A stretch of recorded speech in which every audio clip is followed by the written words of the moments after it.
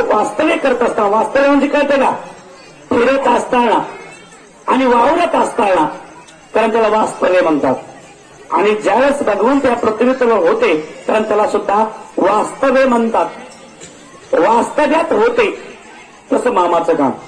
तर ज्यावेळेस भगवंत या पृथ्वीतलावर वास्तव्य करत असताना, फिरत असताना, आपलं कार्य करत असताना अनेक कारण मामाच्या समोर यायची. अनेक. मग एकदा म्हणजे खरोखर श्री सद्गुरू संत बाळूमामाच्या अशा पृथ्वीतलावर फिरत असताना असंच एक पाटील, श्रीमंत पाटील होता. तो लय पाटील श्रीमंत. आणि तो श्रीमंत पाटील असल्यामुळं, कारण त्याच्या अंगात पाटलाचा तुरा होता, त्या पाटलाच्या अंगात. आणि तो पाटील बाळूमाचा भक्त होता. त्या पाटलाला दररोज काय लागायचं, तो मामाचा भक्त. पण त्या पाटील बाळूमाकडाला की पाटलाला जेवण्यासाठी चपात्या, भाकरी लागायच्या. भाकरीशिवाय चपाती असत्या खायचा नाही. तो पाटलाचा तुरा होता. म्हणजे पाटील हा श्रीमंत होता, घरात काही कमी नव्हतं. मग मामाच्या कन्याला त्यानं काय म्हणायचा, हासोलाचं खाद्य म्हणायचा. मामाच्या कन्याला काय म्हणायचा, हे हासोलाचं खाद्य. कोण खाणार एक हासोलाचं खाद्य, असा तो पाटील बोलायचा. मग एक दिवस मंडळी खरोखर असा योग आणला मामानं.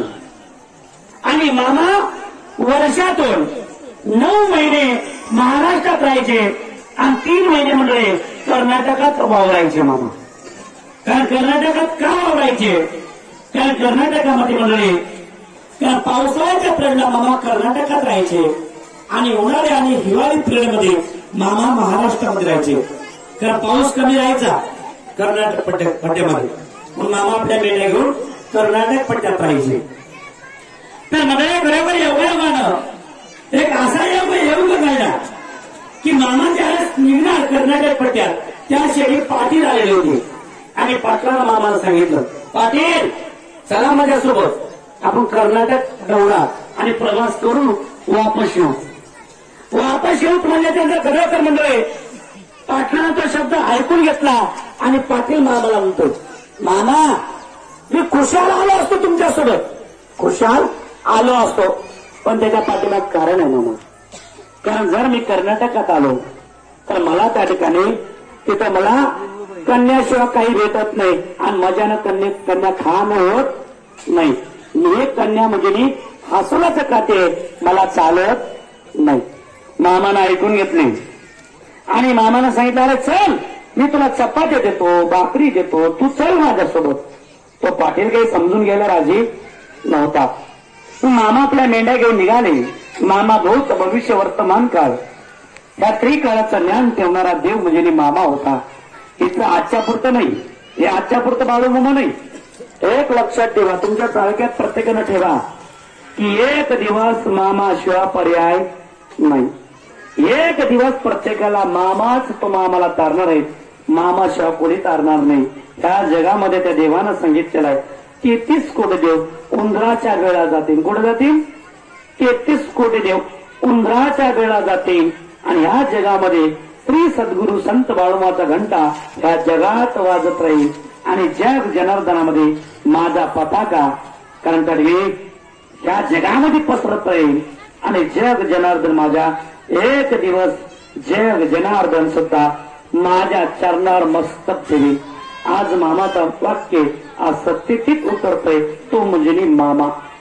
तर म्हणजे खरोखर ज्यावेळेस मामा आपलं कार्य करत असताना मग तो पाटील, तो श्रीमंत पाटील मामाचं दर्शन घेताना मामाला सांगितला, मामा माझ्याने येणं होणार नाही, आता तिकडे कन्याशिवाय तू काही दुसरं खायला देणार नाही आणि ते मला चालणार नाही. तर म्हणजे खरोखर मामाने ऐकून घेतलं आणि मामा आपल्या मेंढ्या घेतल्या आणि मामा निघून गेले. पण पाटील घरी आला. घरी आल्याच्या जवळपास बघता बघता 10-12 दिवसाच्या नंतर पाटलाच्या अंगातून पूर्ण वारं गेलं. पूर्ण वारं जाग्यावर वारं गेलं. पाटील पडले बाजामध्ये. पाटील जर बाळूमाव सोबत असते तर वारं गेलं असतं का? वारं गेलं नसतं. त्या मामाला भूत भविष्य वर्तमान काळ या त्रिकाळाचं ज्ञान ठेवणारा तो म्हणजे मामा. प्रत्येकाच्या पाठीमाग ज्या माणसाला मामा थांब म्हणतात त्याच्या पाठीमाग कारण असल्याशिवाय थांब म्हणत नाही. किंवा सेवेकरी जरी असेल तर त्या सेवेकऱ्याला सुद्धा मामा कारण असल्याशिवाय मामा थांब म्हणत नव्हते. तर म्हणजे खरोखर श्री सद्गुरू संत बाळूमामा ज्या क्षणी मामानं बोलले आणि त्या भक्ताला 10-12 दिवसाला अंगात वारं गेलं आणि तो वारं गेल्यामुळं कारण तो माणूस कारण अंगातून निकामा झाला आणि तो बाजत पडला. मग बाजत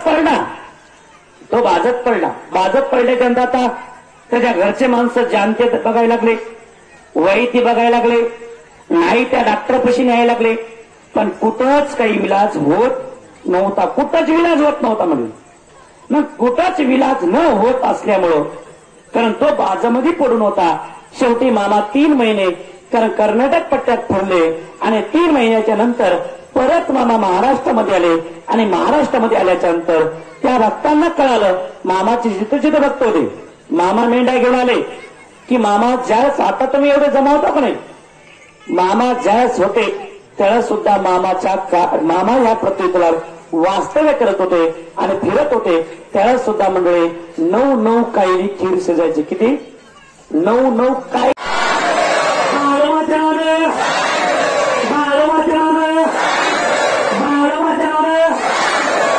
पुरुष